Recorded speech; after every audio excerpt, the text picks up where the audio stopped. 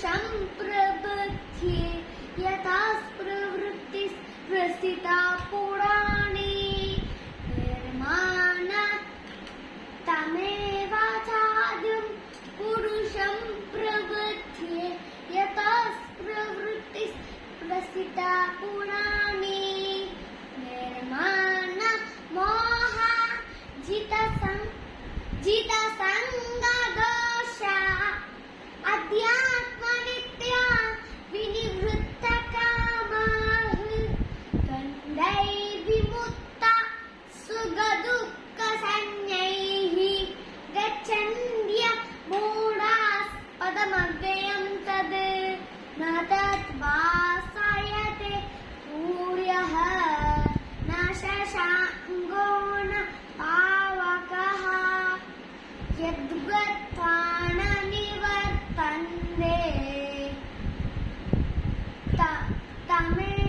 तद्धाम परमं मम ममैवांशो जीवलोके जीवभूतः सनातनः मनःषष्ठानीन्द्रियाणि प्रकृतिस्थानि कर्षति शरीरं यतवाप्नोति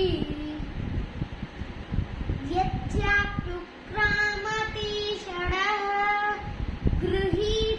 गृहीत्वैतानि संयाति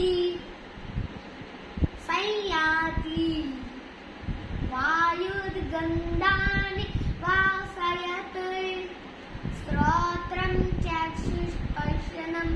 च रसनं घ्राणमेव च अधिष्ठाय अनिष्ठायं विषयानुपसेवते